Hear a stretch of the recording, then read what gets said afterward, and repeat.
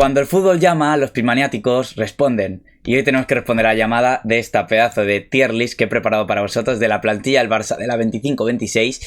Y lo tenemos dividido por indiscutible, importante, rotación, banquillo pocos minutos, ventas chao, chao, chao y fichaje y no lo ficho, que esto lo veréis, ya que tenemos preparado, bueno, solo dos nombres, ¿vale? Porque el Barça ya ha hecho todo su mercado y bueno, tampoco hay que hablar mucho sobre los fichajes que van a llegar porque no creo que lleguen muchos. Si llega será uno, así que vamos a hablar sobre los rumores, esos dos rumores que tenemos puestos y esta incógnita que al igual no sé quién es, pero bueno, es un jugador que ya está en el Barça, ¿vale? Que también quería hablar sobre él, ¿vale?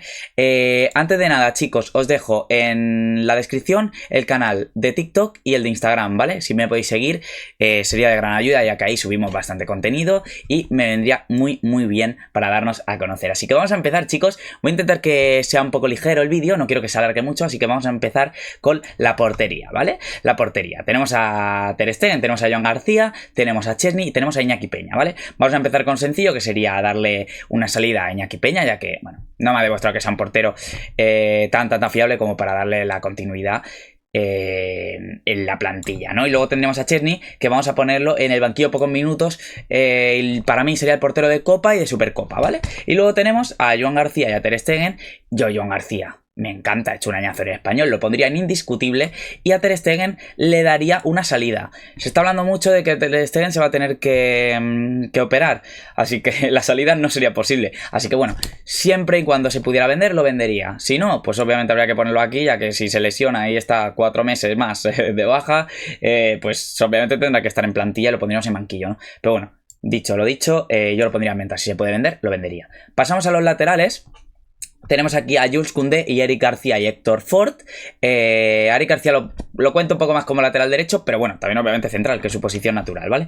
Jules Koundé, poca duda, uno de los mejores laterales del mundo, indiscutible, te puede jugar todos los partidos y aquí creo que hay muy poquita duda. Y luego Eric García, pues obviamente sería esa rotación que para mí, como bien he dicho, sería del lateral derecho, ¿vale? También en el central jugaría mucho, pero bueno, me centraría más en esa posición. Y luego Héctor Ford, pues bueno, se le podría dar una salida, pero yo no lo creo, ya que es un jugador que si se lesionara uno de los dos laterales sería el suplente, así que yo me lo quedaría y le pondría en el banquillo pocos minutos. No creo que sea un jugador que le podamos sacar mucho dinero, así que me lo quedaría. De los canteranos es tal vez el que menos me gusta, pero bueno, ataca bastante bien y yo le dejaría en plantilla. El año es muy largo y tienen que jugar todos.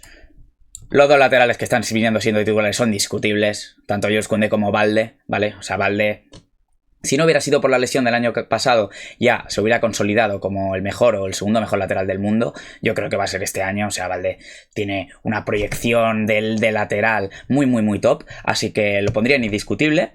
Y luego tendríamos a Gerard Martín, que lo hemos bajado aquí abajo, ¿vale? Ya que quiero hablar después de él, porque depende de una cosa o de otra, sé que haré una cosa u otra, ¿vale? Así que seguimos con los centrales, que tenemos a Cubarsí, Christensen, Íñigo Martínez y Araujo. Y bueno, luego también contaríamos a Eric García, que ya lo tenemos puesto como rotación, ¿vale? Vamos a poner primero de todo a Cubarsí, que es indiscutible. Yo a Cubarsí directamente es que le daba hasta el brazalete de capitán. No el primero, pero sí que le daría. No me sorprendería para nada que le dieran al igual el tercero o cuarto capitán, ¿eh?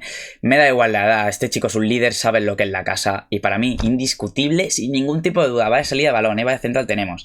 Y luego tendríamos a Íñigo Martínez, que Íñigo Martínez el año pasado, como todos bien sabemos, fue indiscutible. Y yo este año para mí tiene que seguir siendo el otro central titular, junto a Cubarsí, pero bueno, estaría entre indiscutible e importante, ya que la edad al igual no le permite poder jugar todos los partidos, así que vamos a ponerlo importante. Y viene aquí algo polémico, ¿vale? Porque quiero hablar sobre Araujo. Vamos a hablar primero sobre Araujo. Yo Araujo, sinceramente, si pudiera lo vendería. Esto es lo primero, o sea, si pudiera lo vendería, pero luego hay que pensar también en lo que es la realidad. Es que yo creo que tal y como estamos viendo el mercado, Araujo no va a salir del Barça, así que yo Araujo lo pondría aquí y le daría en rotación a Christensen. Yo confío más en Christensen. Araujo en su momento fue de los mejores centrales, sí. En esto no tenemos ningún tipo de duda, pero lleva 2 años flojeando mucho. Bueno, sobre todo este último año. El último año flojeando mucho. Iban 2 años seguidos que hemos caído eliminados por su culpa. Tampoco quiero que recaiga todo. A ver, no quiero que caiga la culpa toda sobre él, pero es lo que estoy diciendo, ¿no? Que fue por su culpa. Pero, sinceramente, me cuesta verlo, ¿eh? No está entendiendo bien lo que el esquema le requiere, lo de la línea adelantada. No estoy viendo ahora un Araujo muy cómodo. Así que bueno, yo lo vendería.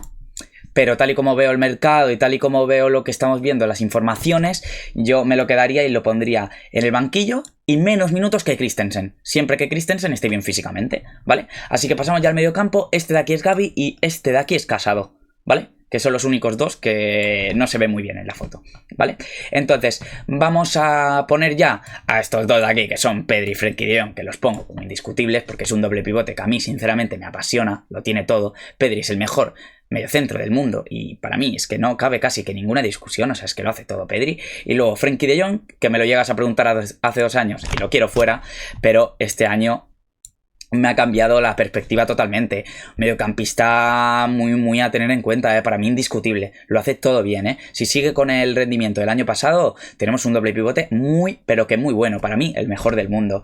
Junto al mediocampo del PSG, que me parece espectacular. Eso ya lo hablaremos otro día. Y luego, entonces, los ponemos como indiscutibles. Y luego habría que hablar de estos 3. Digo 3, aquí veis a 4, ya que este obviamente es Venta, ¿no? Oriol Romeu, no, en verdad no, yo creo que lo pondré en indiscutible. Bueno, bromas aparte, Venta. Oriol Romeu no tiene el nivel del Barça, ¿vale? Y luego tendremos por aquí, vemos a Gavi, vemos a Casado y vemos a Bernal, ¿vale? Vamos a poner a Gavi como importante. Ya que yo creo que este año tiene que ser el de Gavi.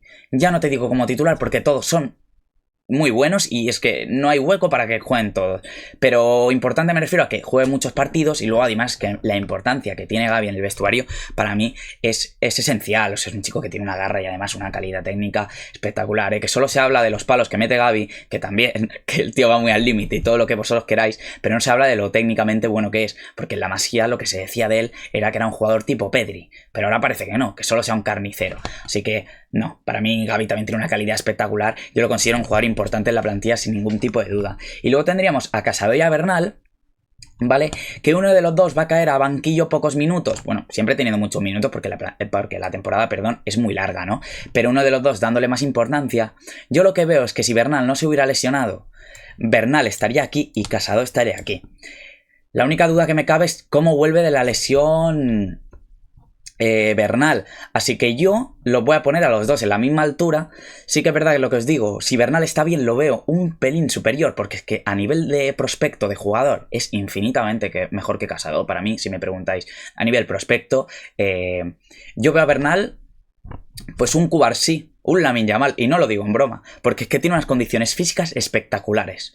O sea, lo que mide, lo que abarca, la calidad técnica que tiene, el despliegue que tiene, es espectacular. Veremos cómo vuelve y por eso lo voy a poner en la misma altura que Casado, Dicho esto, Casado me pareció espectacular el año pasado, hasta que le quitó el puesto Frenkie de Jong, para mí merecido, pero justo antes de que De Jong volviera a ser titular, Casado estaba haciendo un añazo, Jugador muy importante, porque puede jugar de 5, puede ser ese stopper y luego además tiene calidad y lo veo con un jugador, además que tiene mucha garra también, quiere al Barça más que nadie, ya que era capitán en el Barça B y es un jugador muy importante para nosotros. Rotación. Vale, pasamos aquí. Aquí muy importante, ¿vale? Porque cabe recalcar, todos no caben en importante o en indiscutible, o sea, hay que decidir. Entonces, es muy importante ya que si Rashford juega de titular por izquierda, Olmo y Fermín no pueden jugar de titulares, ya que Rafinha caería a la media punta. En cambio, si Rashford es suplente, Olmo o Fermín serán importantes porque serán titulares. Entonces, yo voy a dar como importante a Rashford, ya que me ha ilusionado mucho. ¿Qué queréis que os diga, chicos? Porque yo he visto jugar a Rashford en su prime, es buenísimo.